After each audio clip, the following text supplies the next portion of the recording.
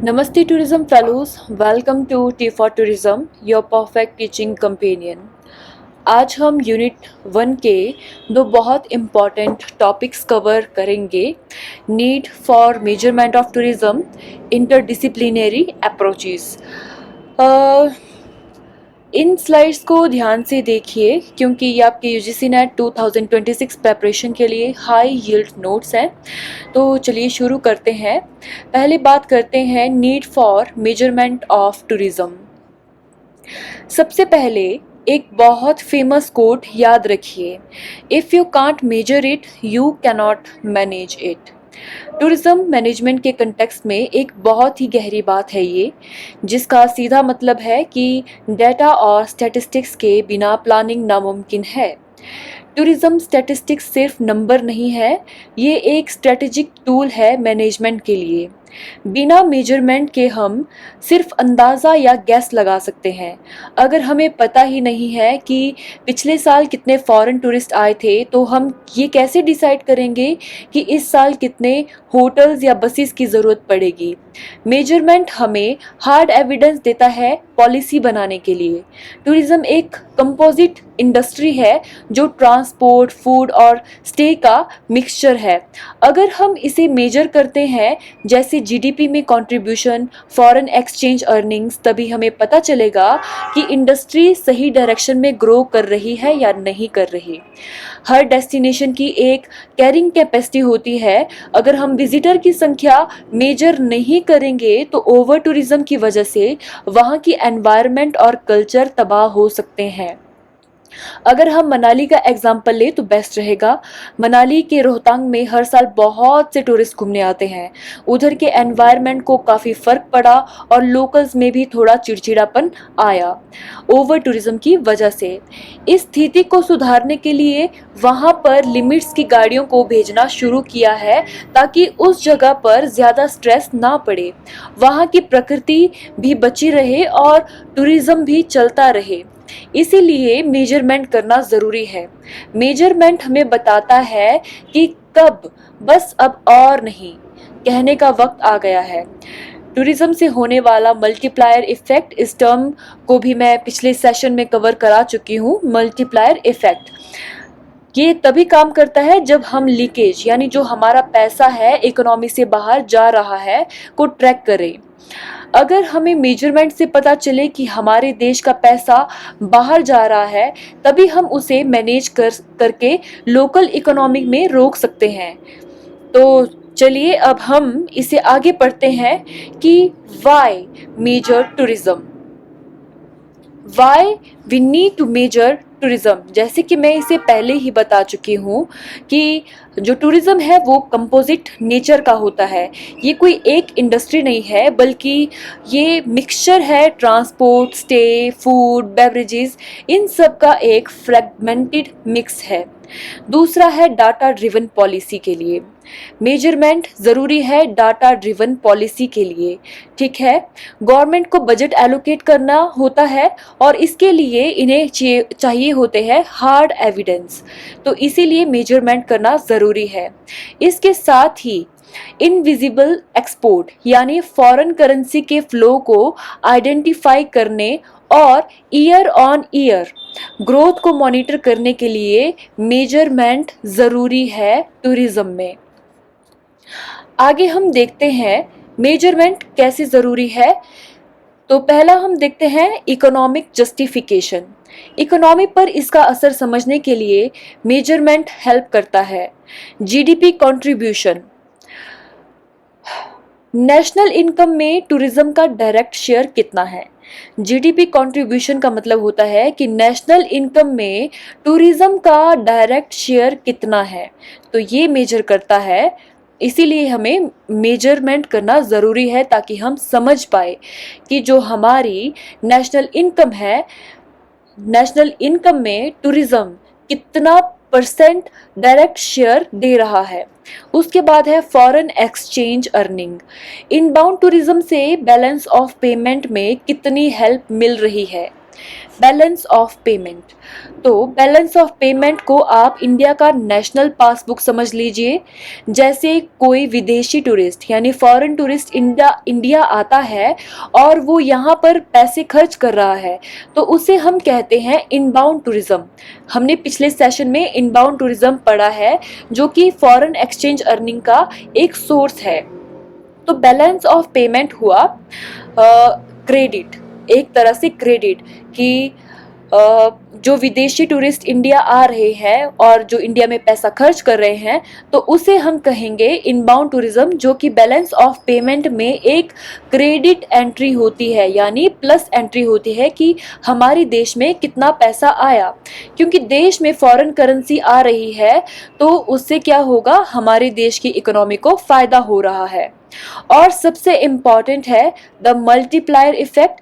इसे हम direct, indirect और इंड्यूस इम्पैक्ट को क्वांटिफाई कर सकते हैं। क्वांटिफाई मीन्स हम इसे मेजर कर सकते हैं और लीकेज को आइडेंटिफाई कर सकते हैं। मल्टीप्लायर इफेक्ट को जब हम मेजर करेंगे, तो हम मेजर करेंगे direct, indirect and induce impact.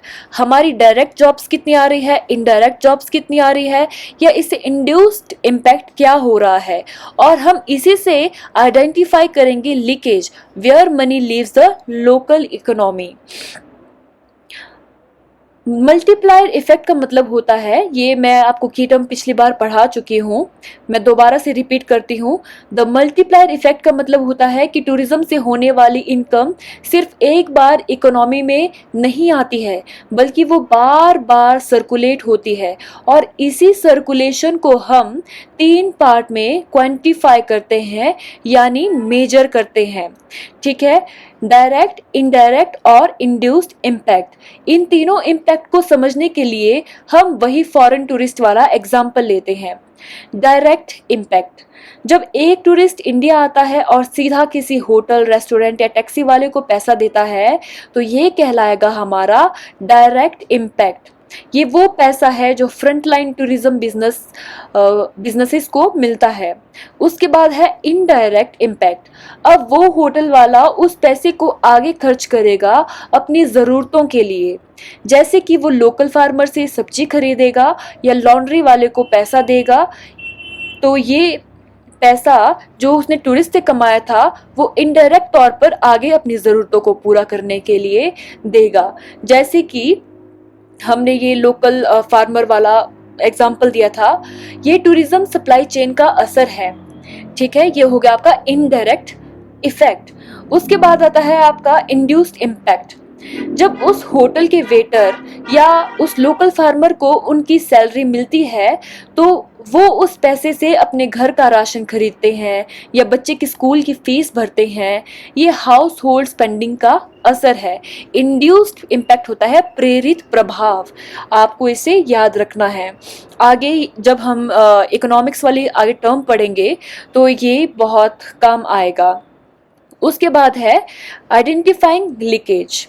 Leakage का मतलब होता है कि वो पैसा जो लोकल इकोनॉमिक से बाहर निकल गया है और रिपल इफेक्ट यानी मल्टीप्लायर इफेक्ट को रोक रहा है। अगर हम मल्टीप्लायर को मेजर करें, तो हमें पता चलता है कि पैसा कहाँ लीक हो रहा है। जैसे कि इंपोर्ट्स हो गया, अगर आपका होटल लोकल फार्मर की जगह विदेशी फ्रूट्स मंगवा रहा है, तो वो टूरिस्ट का पैसा तुरंत देश से बाहर चला जाएगा। तो लीकेज हो रही है, वो पैसा जो है, जो रुपए है, वो देश के अंदर नहीं रह रहे।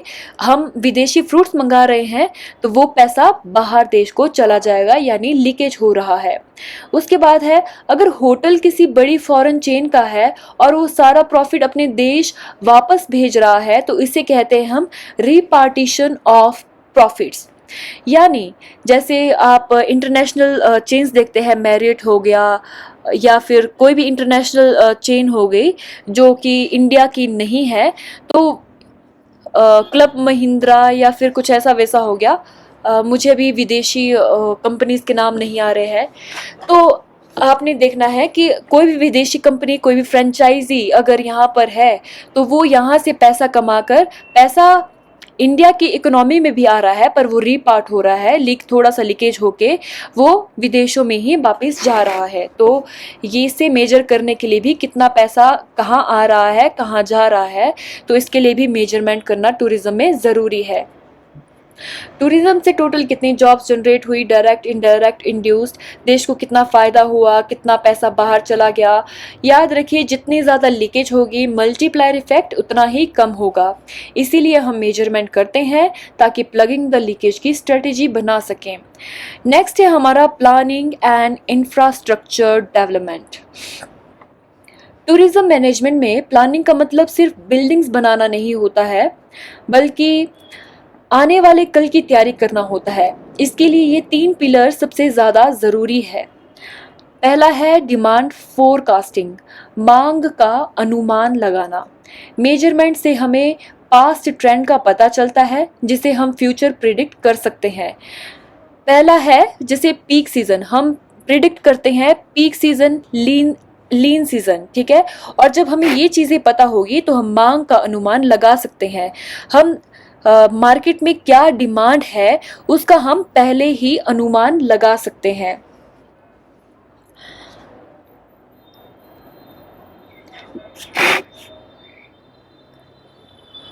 डाटा हमें बताता है कि कब सबसे ज़्यादा लोग आएंगे। जैसे मैं आपको बताती हूँ, पीक सीजन मैनेजमेंट में क्या होता है। डाटा, जो पीक सीजन मैनेजमेंट का डाटा होता है, ये हमें बताता है कि कब सबसे ज़्यादा लोग आएंगे। जैसे शिमला में मई जून में ज़्यादा लोग आते हैं, ज़्यादा छुट्टियां स्पेंड करने मई जून में ही ज़्यादा सीज़न लगता है। इससे हम क्या होता है कि पहले ही जो अपना एक्स्ट्रा स्टाफ है, एक्स्ट्रा सिक्योरिटी है, पहले से ही तैयार कर पाएंगे। जब हमें पता है कि मई जून में जो है टूरिस्ट सीज़न आने वाला है शिमला में, तो हम अपना एक्स्ट्रा स्टाफ तैयार करेंगे और जो है सिक्योरिटी भी पहले से ही तैयार करेंगे। वैसे ही लीन सीज़न का है, जब लोग कम आते हैं तब के लिए हम मेजरमेंट के बेसिस पर डिस्काउंटेड पैकेजेस या इवेंट प्लान करते हैं ताकि बिजनेस चलता रहे। फोरकास्ट करने के लिए हम टाइम सीरीज एनालिसिस और रिग्रेशन मॉडल जैसे स्टैटिस्टिकल टूल का यूज़ करते हैं। इसे हम आगे रिसर्च के चैप्टर में पढ़ेंगे डिटेल से। अभी के लिए आपको इतना ही याद रखना है। उसके बाद आता है हमारा रिसोर्स एलोकेशन, यानी संसाधनों का बंटवारा करना। सरकारी और प्राइवेट बजट हमेशा लिमिटेड होते हैं। मेजरमेंट हमें बताता है कि पैसा कहाँ लगाना है, सबसे ज़्यादा फायदेमंद कहाँ होगा पैसा लगाना। जैसे हाई ट्रैफिक जोन्स, अगर डाटा दिखाता है कि वाराणसी में स्पिरिचुअल टूरिज्म बढ़ रहा है, तो गवर्नमेंट वहाँ की जो सैनिटेशन है, सैनिटेशन, सफाई, वाटर सप्लाई और ट्रांसपोर्ट यानी रोड कनेक्टिविटी पर ज़्यादा इन्वेस्टमेंट करेगी। उसके बाद है एफिशिएंसी। बिना मेजरमेंट के हम गलत जगह पर एयरपोर्ट या होटल बना सकते हैं जहां कोई ना आएगा। Data is waste of money को रोकता है। अगर हमारे पास अच्छा डाटा है तो हमें पता लगेगा कि हमने इन्वेस्टमेंट कहाँ करनी है। अगर हमने गलत जगह इन्वेस्ट कर लिया तो इससे क्या होगा, हमारी इकोनॉमिक पे असर पड़ेगा और वो किसी भी यूज़ का नहीं होगा। यानी ये मेजरमेंट क्या करता है, ये वेस्ट ऑफ मनी को रोकता है। उसके बाद है हमारा कैरिंग कैपेसिटी। इस वर्ड को याद रखिएगा, ये आज की टर्म है जिसे मैं अलग से आपके लिए शॉर्ट वीडियो भी बनाऊंगी। कैरिंग कैपेसिटी यानी सहन शक्ति। ये कंसेप्ट एनवायरनमेंट और लोकल कल्चर को बचाने के लिए सबसे इम्पॉर्टेंट है। ठीक है, एक माउंटेन ट्रेल या एक मॉन्यूमेंट एक दिन में कितने लोगों का बोझ सह सकता है। मेजरमेंट से हम एंट्री टिकट्स को लिमिट करते हैं, ठीक है, और क्या वहाँ के लोग जो होस्ट होते हैं इतने टूरिस्ट से परेशान तो नहीं हो रहे हैं। तो इसे मैनेज करने के लिए हम विजिटर मैनेजमेंट सिस्टम यूज़ करते हैं। कैरिंग कैपेसिटी इन शॉर्ट में यही है कि एक जगह में अगर 100 लोग आते हैं, अगर एक कमरे में 100 लोग आते हैं तो 100 ही आए। 200 लोग अगर वहाँ आ गए तो वो ओवर टूरिज्म हो जाएगा और वहाँ पे जो है तो वहाँ की कल्चर ख़राब होना शुरू हो जाएगा, वहाँ का एनवायरनमेंट ख़राब होना शुरू हो जाएगा। इसीलिए मेजरमेंट से हमें कैरिंग कैपेसिटी का पता चलता है कि एक जगह में हम कितने विजिटर, कितने नंबर ऑफ विजिटर को बुला सकते हैं या उस जगह की कैपेसिटी कितनी है, कितने टूरिस्ट वहाँ पर लाए जा सकते हैं। उसके बाद है marketing, marketing and marketing segment. Okay, तो इसमें है मार्केटिंग स्ट्रेटेजी तभी बनती है जब डाटा हो। विजिटर प्रोफाइल मतलब who is visiting, visitor profile मतलब हु इज विजिटिंग। मेजरमेंट से हमें अपने टूरिस्ट का एक डिजिटल पिक्चर मिलता है। इसमें हम 4 मेन सवाल पूछते हैं। एज, क्या हमारे डेस्टिनेशन पर यंग बैकपैकर्स आ रहे हैं या रिटायर्ड सीनियर आ रहे हैं। जेंडर, सोलो फीमेल ट्रैवलर्स की संख्या बढ़ रही है या नहीं बढ़ रही है। उसके बाद है नेशनैलिटी, हमारे टॉप 5 सोर्स मार्केट कौन से हैं, यानी हमारे इंटरनेशनल हो गया या नेशनल कौन सी जगह से ज़्यादा किसी डेस्टिनेशन पर आ रहे हैं। जैसे कि अगर फॉरेन टूरिस्ट अराइवल देखा जाए तो 2025 में यूएसए और यूनाइटेड किंगडम टॉप पर रहे हैं इंडिया में। उसके बाद है पर्पस, यानी लोग छुट्टियां मनाने आ रहे हैं, यानी लेजर पर्पस के लिए आ रहे हैं, बिजनेस के लिए आ रहे हैं या किसी अपने रिश्तेदारों से मिलने के लिए आ रहे हैं। तो जो रिश्तेदारों से मिलने आते हैं उसे हम शॉर्ट में VFR कहते हैं, visiting family and relatives. Okay, UGC net tip आपके लिए एक, इससे हम डेमोग्राफिक सेगमेंटेशन भी कहते हैं। जो हम एज, जेंडर, नेशनैलिटी, पर्पस ये हम देख रहे हैं, रिसर्च टर्म में, रिसर्च एप्टीट्यूड की टर्म में इसे डेमोग्राफिक सेगमेंटेशन या मार्केटिंग टर्म में इसे डेमोग्राफिक सेगमेंटेशन कहते हैं। ओके, उसके बाद टारगेटिंग में चलते हैं हम। टारगेटिंग द मार्केट मतलब क्रिएटिंग स्पेसिफिक टूर पैकेजेस। जब हमें प्रोफाइल डाटा पूरा पता चल गया है तो हम नीश मार्केट यानी छोटे मगर प्रॉफिटेबल सेगमेंट को टारगेट करते हैं। स्पिरिचुअल टूरिज्म, अगर डाटा दिखाता है कि अगर हमें डाटा दिखा रहा है कि साउथ ईस्ट एशिया से लोग बोध गया आ रहे हैं तो हम उनके लिए स्पेशल बुद्धिस्ट सर्किट पैकेज बनाएंगे। वैसे ही एडवेंचर टूरिज्म में क्या है, यंग ट्रैवलर्स के लिए ऋषिकेश में राफ्टिंग या लद्दाख में ट्रैकिंग का डील ऑफर करेंगे हम उनके लिए। और वैसे ही माइस है, माइस मैंने आपको कल इसकी फुल फॉर्म बताई थी, meeting incentives conference and exhibition. तो इसमें बिजनेस ट्रैवलर के लिए बड़े होटल्स और कन्वेंशन सेंटर प्लान किए जाएंगे अगर हमें मार्केट उनकी मार्केट को टारगेट करना है। उसके बाद है इवेलुएटिंग कैंपेन्स, यानी एड एफिशिएंसी कितनी है। सरकार इनक्रेडिबल इंडिया जैसे बड़े बड़े कैंपेन्स पर करोड़ों रुपए खर्च करती है। मेजरमेंट हमें बताता है कि ये पैसा वसूल हुआ कि नहीं हुआ। ओके, अगर हमने यूएसए में एड्स दिखाएं तो क्या वहाँ से जो फॉरेन टूरिस्ट अराइवल है उसमें कोई बढ़ोतरी हुई है या नहीं हुई है। एड्स पर खर्च किया गया तो $1 क्या हमारी इकोनॉमी में वापस $10 ला रहा है या नहीं ला रहा। ये है मार्केटिंग एंड मार्केट सेगमेंट की मेजरमेंट। ओके, उसके बाद हम आगे बढ़ते हैं socio culture and environmental impact. Tourism management में हम triple bottom line, profit, people और प्लेनेट, इसका मतलब है, इसकी बात करते हैं हम। जो socio culture and environmental impact है, इसमें हम ट्रिपल बॉटम लाइन की बात करते हैं। पहला है प्रॉफिट, पीपल एंड प्लेनेट। इसका मतलब है कि सिर्फ इकोनॉमिक फ़ायदा काफ़ी नहीं है, हमें सोशियो कल्चर और एनवायरमेंटल इम्पैक्ट को भी मेजर करना पड़ता है। इसी स्लाइड के तीनों पॉइंट्स को हम डिटेल में समझते हैं। सबसे पहले है सस्टेनेबल डेवलपमेंट, यानी पर्यावरण का बचाव। टूरिज्म एनवायरनमेंट पर बहुत बड़ा बोझ डालता है। मेजरमेंट हमें बताता है कि हम कितने ग्रीन हैं, यानी कार्बन फुटप्रिंट्स। कार्बन फुटप्रिंट्स इसका मतलब है कि टूरिज्म एक्टिविटीज़ जैसे फ्लाइट्स, होटल्स, ट्रांसपोर्ट से कितनी ग्रीन हाउस गैसेज जनरेट हो रही है, हम उसका निदान किस तरह से कर रहे हैं, हम किस तरह से एनवायरनमेंट को इन सब चीज़ों से बचाएंगे या कितना कंज्यूम करेंगे। ओके, उसके बाद है इसी में आता है हमारा जो वेस्ट मैनेजमेंट हो गया या रिसोर्स मैनेजमेंट हो गया। मेजरमेंट से हमें पता चलता है कि एक टूरिस्ट कितना पानी कंज्यूम करता है या कितना कचरा जनरेट करता है, ताकि हम उसे कंट्रोल कर सके। उसके बाद है हमारा सोशल इम्पैक्ट, यानी सामाजिक और सांस्कृतिक असर।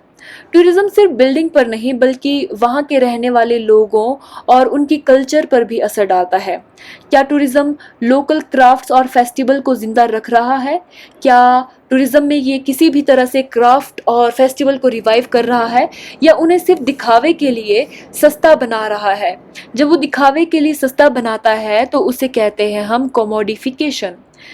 ओके, तो ये भी हमने मेजर करना है। मेजरमेंट हमें बताता है कि क्या टूरिज्म का पैसा लोकल लोगों की लाइफ को इम्प्रूव कर रहा है, जैसे नई स्कूल्स या हॉस्पिटल्स बना रहा है या नहीं बना रहा है, या सिर्फ क्राइम और भीड़ को बढ़ा रहा है। तो मेजरमेंट हमें सोशल इम्पैक्ट के बारे में भी बताता है। उसके बाद है प्रिजर्वेशन। प्रिजर्वेशन का मतलब है विरासत का संरक्षण करना। इंडिया जैसे देश में हमारे हेरिटेज साइट, ताजमहल हो गया, हम्पी हो गया, या फिर आगरा में जो भी सारी चीज़ें हैं, बौद्ध गया, या किसी भी चीज़ से रिलेटेड जो भी चीज़ें हैं, हेरिटेज साइट्स हमारी जो सबसे बड़ी कैपिटल्स है। ओके, मेजरमेंट से हम कैलकुलेट करते हैं कि एक मॉन्यूमेंट की वियर एंड टियर यानी घिसावट कितनी हो रही है और उसके कंजर्वेशन के लिए कितने जो है फंड्स आ रहे हैं। मेजरमेंट डाटा जो कि ASI यानी आर्कियोलॉजिकल सर्वे ऑफ इंडिया को हेल्प करता है ये डिसाइड करने में कि किस साइट पर विजिटर की एंट्री लिमिट करनी है ताकि वो डैमेज ना हो। ओके, नेक्स्ट स्लाइड है हमारी ग्लोबल स्टैंडर्ड ऑफ मेजरमेंट, यानी पूरे ग्लोबल में, पूरे इंटरनेशनल लेवल पर क्या स्टैंडर्ड है मेजरमेंट के लिए जो कि टूरिज्म से रिलेटेड है। तो यहाँ हम उन ग्लोबल फ्रेमवर्क से बात करते हैं जो पूरी दुनिया में टूरिज्म डाटा को एक जैसा स्टैंडर्डाइज बनाते हैं। इस स्लाइड को हम तीनों की इस स्लाइड की जो तीनों की टर्म्स है हम उनको डिटेल से समझेंगे। एग्जाम के लिए ये टर्म्स याद रखिए। सबसे पहले है UNWTO स्टैंडर्ड्स यानी इंटरनेशनल कंपेरेबिलिटी। UNWTO की फुल फॉर्म मैंने पहले बताई थी, तो प्लीज़ आप इसकी फुल फॉर्म कमेंट बॉक्स में एक बार बता दीजिएगा कि इसकी फुल फॉर्म क्या है। तो हम इसकी बात करते हैं। UNWTO ने ऐसे रूल्स बनाए हैं जिसे इंडिया का इनबाउंड डाटा USA या फ्रांस के डाटा से कंपेयर किया जा सकता है। ये स्टैंडर्ड बताते हैं कि टूरिस्ट किसे कहना है और एक्सकर्शनिस्ट किसे कहना है, ताकि जो डाटा है वो इंटरनेशनल लेवल पर कंपेरेबल हो। सेकंड है हमारा टूरिज्म सैटेलाइट अकाउंट। ये UGC नेट यूनिट 1 का एक स्टार टॉपिक है, तो इसे आप ध्यान से खुद भी एक बार पढ़िएगा ढूंढ के गूगल में। ओके, तो टूरिज्म कोई सिंगल इंडस्ट्री नहीं है, जैसे एग्रीकल्चर एक सिंगल इंडस्ट्री है, इसीलिए मेन नेशनल अकाउंट में ये अलग से नहीं दिखती है। TSA एक सैटेलाइट यानी बाहर से जुड़ा हुआ अकाउंट है जो नेशनल अकाउंट से टूरिज्म रिलेटेड डाटा को निकालता है। ठीक है, तो ये अलग से निकालता है टूरिज्म के डाटा को किसी भी नेशनल अकाउंट से। ये हमें बताता है कि टूरिज्म का इकोनॉमिक साइज दूसरी मेजर इंडस्ट्री जो कि मैन्युफैक्चरिंग हो गया या एग्रीकल्चर हो गया उनके मुकाबले जो टूरिज्म इंडस्ट्री है वो कितनी बड़ी है। ये टूरिज्म के GDP contribution, employment, capital investment, इन सब चीज़ों को मेजर करता है। कौन करता है? Tourism satellite account. तो इसे भी याद करिएगा। उसके बाद है IRTS, international recommendation for tourism statistic. ये इसके फुल फॉर्म है, international recommendation for tourism statistics. IRTS वो ऑफिशियल मैनुअल है जो UNWTO ने अप्रूव किया है। ये गाइड करता है कि जो डाटा है कैसे कलेक्ट करना है, कौन से कैटेगरी में यूज़ करनी है और स्टैटिस्टिक्स की क्वालिटी को कैसे मेंटेन करना है। ठीक है, तो ये कुछ standard global standards of measurement है। उसके बाद हम बढ़ते हैं इंटरडिसिप्लिनरी अप्रोच। इसके बारे में हमने कल भी बात की थी। टूरिज्म कोई एक अकेला आइसोलेटेड सब्जेक्ट नहीं है। जैसे कि इस डायग्राम में आप देख सकते हैं कि टूरिज्म एक कंपोजिट फील्ड है जो सेंटर में है, और ये 4 मेजर पिलर है: economic, sociology, psychology and geography. तो ये इसके जो है 4 पिलर्स है, और ये बहुत ही डीपली कनेक्टेड है एक दूसरे से। इसका मतलब ये है कि जब हम इन सब्जेक्ट की लेंस से टूरिज्म को नहीं देखेंगे, जब तक हम इन सब्जेक्ट के लेंस से टूरिज्म को नहीं देखेंगे, तो हमारी स्टडी जो है वो अधूरी ही रह जाएगी। तो देखिए, हम इन्हें बिग 4 पिलर्स भी कहते हैं। तो how different subject study tourism. अब हम देखेंगे कि ये सारे सब्जेक्ट टूरिज्म को किस तरह से देखते हैं। डिटेल में देखते हैं कि ये बिग 4 सब्जेक्ट्स टूरिज्म को कैसे स्टडी करते हैं। पहला है हमारा इकोनॉमिक्स। इसका फोकस पैसा है। ये स्टडी करता है foreign exchange earning, multiplier effect. Multiplier effect में आता है डायरेक्ट, इनडायरेक्ट और इंड्यूस्ड इम्पैक्ट, और देश का जो बैलेंस ऑफ पेमेंट है। इसके बारे में हम प्रीवियस स्लाइड में बात कर चुके हैं, तो आपको इजी होगा अंडरस्टैंड करने में कि इकोनॉमिक्स में हम foreign exchange earning, multiplier effect और बैलेंस ऑफ पेमेंट के बारे में बात करते हैं। ज्योग्राफी, इसमें हम बात करते हैं स्पेस और लोकेशन की। इसमें हम स्पेशल डिस्ट्रीब्यूशन, फिजिकल लैंडस्केप और लीपर्स टूरिज्म सिस्टम मॉडल आदि की बात करते हैं। तो ये जो मैं अभी मॉडल्स और थ्योरीज है, इन्हें हम नेक्स्ट स्लाइड में नहीं, नेक्स्ट क्लास में पढ़ेंगे, नेक्स्ट वीडियो में पढ़ेंगे। तो अभी मैं आपको सिर्फ समझाने के लिए बता रही हूँ। और ये जो सोशियोलॉजी है, ये लोगों और कल्चर पर फोकस करता है। इसमें जो होस्ट है यानी मेजबान, और जो गेस्ट है यानी मेहमान, मेजबान और मेहमान के बीच में जो रिलेशन है, और टूरिज्म की वजह से जो लोकल कम्युनिटीज़ में आने वाले सोशियो कल्चर चेंजेस है, उनको एनालाइज किया जाता है सोशियोलॉजी में। ओके, सोशियोलॉजी वैसे बहुत सारी चीज़ों को भी करता है, पर हम अभी देख रहे हैं कि ये टूरिज्म को किस तरह से देख रहा है। उसके बाद है साइकोलॉजी। ये टूरिस्ट के दिमाग को समझता है, लोग ट्रैवल क्यों करते हैं, उनका क्या मोटिवेशन है, उनका क्या बिहेवियर है, और उनका जो डिसीजन मेकिंग प्रोसेस है वो क्या है। जैसे कि प्लॉक्स के मॉडल आएंगे आपको आगे पढ़ने के लिए, और मैस्लो की हायरार्की अगर आपने पढ़ा होगा बेसिक से, तो ये सब बातें हम साइकोलॉजी में करते हैं। इन चारों के अलावा भी टूरिज्म के बहुत सारे जो है एसेंशियल लिंक्स है, जिसे हम मल्टी डिसिप्लिनरी सब्जेक्ट बनाते हैं। पहला आता है आपका एंथ्रोपोलॉजी। ये पुरानी संस्कृतियों, हेरिटेज और एथनिक रूट्स की डीप स्टडी करता है ताकि हम कल्चर टूरिज्म को समझ सके। उसके बाद है एनवायरमेंटल साइंस। आज के टाइम में ये सबसे इम्पॉर्टेंट टॉपिक है। ये कैरिंग कैपेसिटी और कंजर्वेशन पर फोकस करता है ताकि टूरिज्म सस्टेनेबल रहे। उसके बाद है मैनेजमेंट और मार्केटिंग। किसी भी डेस्टिनेशन को ब्रांड बनाना है तो उसके लिए मार्केट सेगमेंटेशन का पता होना चाहिए, टारगेट मार्केट का पता होना चाहिए, स्ट्रेटेजिक ग्रोथ की नॉलेज होना बहुत ज़रूरी है। ओके, तो दोस्तों आज हमने समझा कि टूरिज्म का मेजर करना क्यों ज़रूरी है और ये कितना इंटरडिसिप्लिनरी है। नेक्स्ट वीडियो में हम एक नया टॉपिक सिंप्लीफाई करेंगे जो कि रहेगा डिफरेंट टूरिज्म सिस्टम। इनमें हम बहुत सारे मॉडल्स और थ्योरीज की बात करेंगे।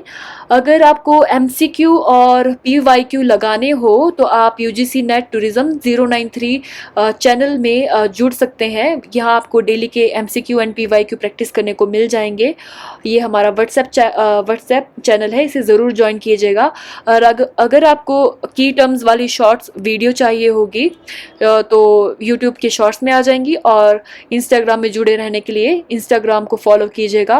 अगर आपको वीडियो अच्छी लगी हो तो लाइक, शेयर और सब्सक्राइब करें, और अगर अच्छी ना भी लगी हो तो कमेंट में बता दें कि आगे हमें किस तरह से सुधार करना चाहिए, या आपको कौन से टॉपिक्स पे आपको ज़्यादा अच्छे से डीप अंडरस्टैंडिंग या कंसेप्ट क्लियर चाहिए। तो मिलते हैं नेक्स्ट वीडियो में। Signing off, bye.